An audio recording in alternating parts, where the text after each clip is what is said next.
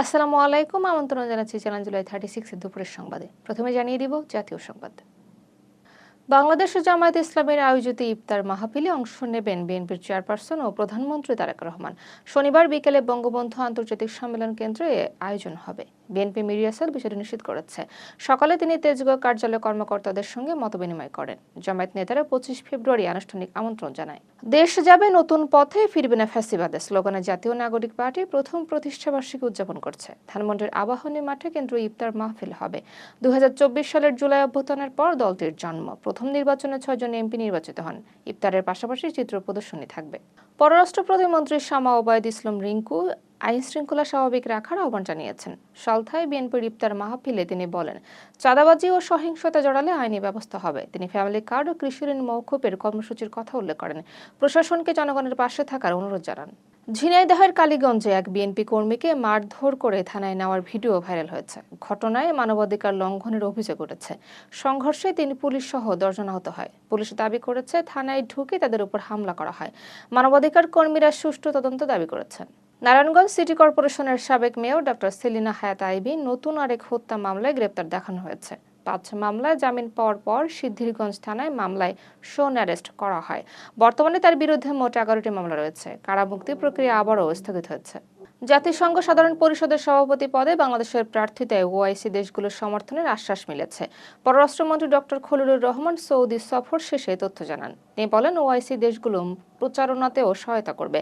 ফিলিস্তিন ইস্যুতে বাংলাদেশের অবস্থান পুনর্ব্যক্ত করেন তিনি।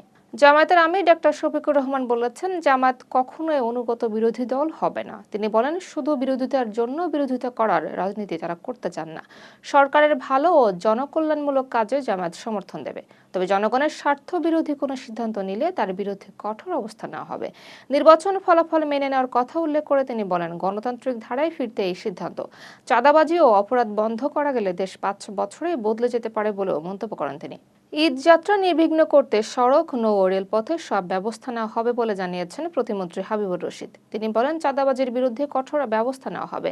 অবৈধ টোল আদায়কারীদের ছাড় দেওয়া হবে না। জলাবদ্ধতা নিরসনে খাল উদ্ধার ও খনন শুরু হবে। চাঁদপুরের পদ্মা মেঘনায় 2 মাস ইলিশ সহ সব মাছ ধরা নিষিদ্ধ হচ্ছে। শনিবার দিবাগত রাত 12টা থেকে নিষেধাজ্ঞা কার্যকর হবে।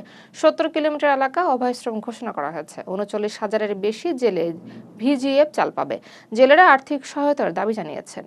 ফরিদপুরের সালথায় সরকারি জমি দখল নিয়ে সংঘর্ষে অন্তত 15 জন আহত হয়েছেন। শুক্রবার রাতে হরিণা গ্রামে ঘটনা ঘটে। দীর্ঘদিনের বিরোধিতার জেরে 2 পক্ষ দেশীয় অস্ত্র নিয়ে সংঘর্ষে জড়ায়। আহতদের ফরিদপুর মেডিকেল কলেজ হাসপাতালে ভর্তি করা হয়েছে। পুলিশ পরিস্থিতি নিয়ন্ত্রণে আনছে। দর্শক, এখন জানিয়ে দেব আন্তর্জাতিক সংবাদ। আফগানিস্তান পাকিস্তানের খাইবার পাখতুনখাওয়ায় সামরিক ঘাঁটিতে ড্রোন হামলা চালিয়েছে। টোলা নিউজের বরাতে আল জাজিরা জানায়, এটি পাকিস্তান বিমান হামলার প্রতিশোধ। স্পিনওয়াম ঘাঁটিতে আগুন লাগার খবর পাওয়া গেছে। পাকিস্তান এখনও আনুষ্ঠানিক প্রতিক্রিয়া দেয়নি। তালেবান আলোচনায় বসতে প্রস্তুতির কথা জানিয়েছে। বলিভিয়ায় টাকা ভর্তি একটি সামরিক কার্গো বিমান বিধ্বস্ত হয়ে অন্তত 15 জন নিহত হয়েছেন। লাপাজের কাছে অবতরণের সময় বিমানটি মহাসড়কে পড়ে যায়। বিমানটিতে নতুন ছাপানো নোট ছিল। 6 ক্রুর মধ্যে 4 জনের মরদেহ উদ্ধার করেছে। দুর্ঘটনা তদন্ত চলছে। মার্কিন প্রেসিডেন্ট ডোনাল্ড ট্রাম্প কিউবাকে বন্ধুত্বপূর্ণভাবে দখলের ইঙ্গিত দিয়েছেন। তিনি বলেন, কিউবা অর্থনৈতিকভাবে ভেঙে পড়েছে। যুক্তরাষ্ট্র দীর্ঘদিন ধরে কিউবার উপর নিষেধাজ্ঞা আরোপ করে রেখেছে। ভেনেজুয়েলা কিউবা তেল সরবরাহ বন্ধের কথাও জানান। জাতিসংঘ মানবিক বিপর্যয়ের আশঙ্কা করছে। পাকিস্তানের বিমান হামলার পর আফগান তালেবান আলোচনায় বসতে প্রস্তুতির কথা জানিয়েছে। কাবুল ও কান্দাহারে হামলার বড় বিস্ফোরণ ঘটে। পাকিস্তান ড্রোন হামলা প্রতিহত করার দাবি করেছে। উভয় দেশ একে অপরকে জঙ্গি সহায়তার অভিযোগ করছে। মধ্যস্থতায় কাতারের ভূমিকার কথা বলা হয়েছে। গাজার বুরেজ শিবির ও খান ইউনিসে ইসরায়েলি ড্রোন হামলায় অন্তত 6 জন নিহত হয়েছেন। হামাস যুদ্ধবিরতি লঙ্ঘনের অভিযোগ করেছে। পুলিশ স্থাপনাকে লক্ষ্যবস্তু করা হয়েছে বলে জানায় আল জাজিরা। ত্রাণ কার্যক্রম বন্ধ হলে মানবিক বিপর্যয়ের আশঙ্কা রয়েছে। গাজায় প্রয়োজনের তুলনায় কম ত্রাণ ঢুকছে। দর্শক, এতক্ষণ সাথে থাকার জন্য ধন্যবাদ।